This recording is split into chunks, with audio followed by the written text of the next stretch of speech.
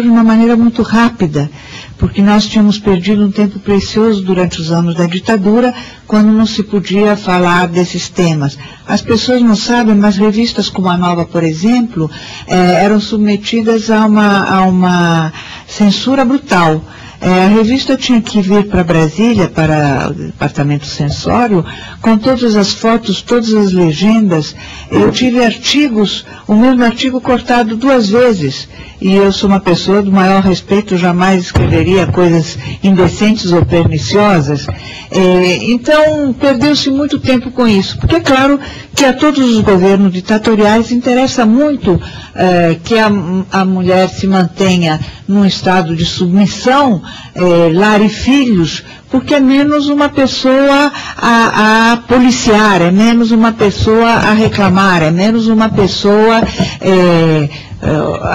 é menos metade da população, no caso do Brasil, ameaçando derrubar o regime. Elas estavam ali, postas em sossego.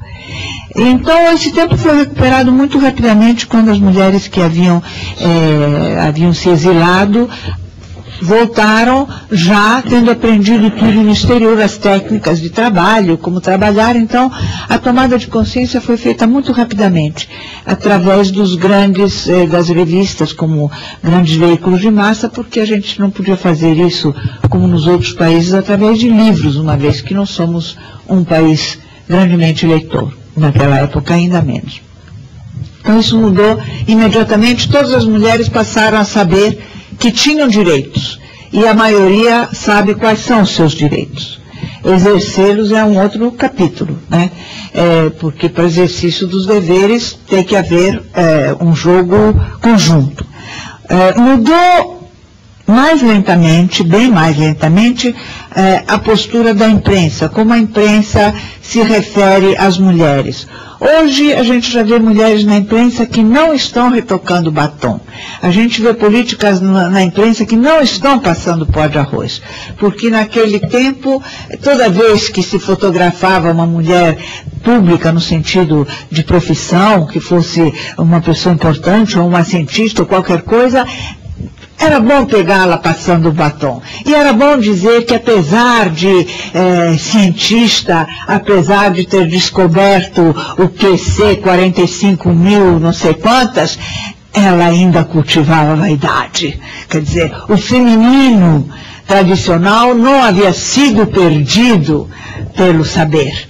Não estava contaminado pelo saber. Isso já mudou, hoje em dia fala-se normalmente de mulheres em cargos importantes, sem precisar fazer esse rodeio, sem precisar lançar mão desses recursos.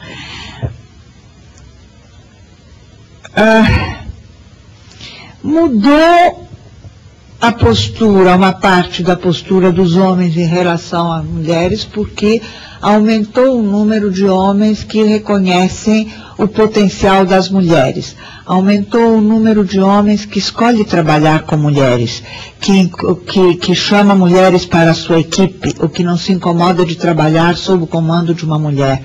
Porque as mulheres têm demonstrado a sua capacidade em múltiplos campos, e isso já é uma coisa que não se pode mais, é uma coisa sobre a qual não podemos recuar. Então, não sei, César Maia adora trabalhar com mulheres, tem uma equipe feminina, já dos outros governos tinha uma equipe altamente feminina, muitíssimo eficiente. Então isso é uma coisa que mudou. Não mudou em profundidade uma questão de admiração. Os homens gostam das mulheres, mas não as admiram. Ou seja, um homem não vai gastar o seu tempo, a sua saliva, o seu esforço para brilhar para uma mulher, a não ser que queira levá-la para a cama. Não o faz como o faz com outro homem. Há um duelo constante entre homens que não se estende às mulheres, que é um duelo intelectual. Os homens estão conversando, 3, 4 homens estão conversando, se entrar uma mulher na conversa, que seja uma conversa profissional, que seja uma conversa intelectual, a voz dela não tem o mesmo peso, até hoje não tem. Eles olham para ela rapidamente quando ela fala, mas ela está empatando ali, porque ela não está na disputa. Então, quando ela fala, ela está tomando o espaço de um macho que falaria numa disputa de machos. Se possível, nem se presta atenção nela. A palavra dela não tem ainda o mesmo peso. Os homens não têm pelas mulheres a mesma admiração intelectual, a mesma admiração de ser humano para ser humano que tem com os homens. É muito raro um homem que consegue isso. Raríssimo. Em geral, não existe. Os homens estão, felizmente, menos defendidos, porque a posição deles... Não posso aqui fazer uma conferência sobre gêneros, mas enfim. A posição deles foi muito difícil para os homens, a gente reconhece, eu reconheço. Foram criados para conviver com um modelo de mulher, foram treinados para isso. Muitos casaram com esse modelo de mulher, e do dia para a noite, porque foi do dia para a noite, ou seja, num tempo histórico muito curto, um tempo histórico que chega a ser doméstico, portanto, curtíssimo, esse modelo declarou-se vencido, disse, eu não quero esse modelo não me serve, eu não sou esta mulher. Eu sou uma outra pessoa, e você vai ter que aprender a lidar comigo. Fora que muitos tiveram que se ajoelhar no milho por tudo que me fizeram quando eu era do modelo antigo. Tudo que eu tive que suportar. Ajoelha e pede perdão. Isso foi muito difícil para os homens, eles não estavam preparados para a contestação. A sociedade não os preparou para isso. De repente, eles tinham que lidar com uma mulher que eles não sabiam o que era, eles não tinham manual para o uso, era uma máquina que eles não sabiam operar. E essa máquina dormia na cama com eles, e estava dentro de casa com eles, e havia a educação dos filhos no meio, que complicava ainda mais as coisas.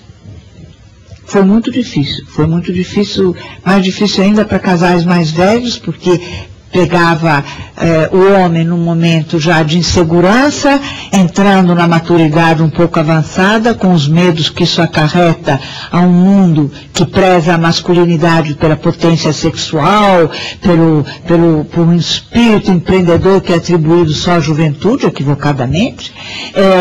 E o homem vê os jovens machos chegando, o exército dos jovens machos a galope, com os cascos ainda brilhando, com a galhada pronta para a luta.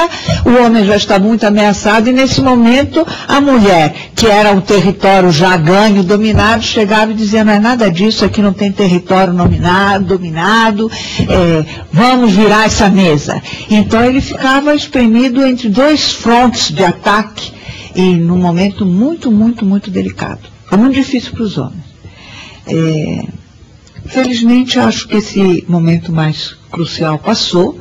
Os jovens homens estão meio se ajeitando e, sobretudo, os homens estão procurando novos modelos comportamentais para si mesmos, coisa da qual estavam grandemente necessitados. Estavam utilizando um modelo arcaico, cavernícola, que nada tinha que ver com séculos onde eles tinham que operar. Então, acho que está sendo muito saudável para os homens essa modificação que se impôs a partir de uma necessidade das mulheres, gerada não por um espírito belicoso, não por um desejo de novidadeiro, mas sim por novas condições sociais que a própria modernidade veio trazendo. A modernidade modificou o mundo no qual a gente vivia, e as mulheres descobriram que para viver neste novo mundo a coisa tinha que ser diferente, e foram à luta primeiro, né?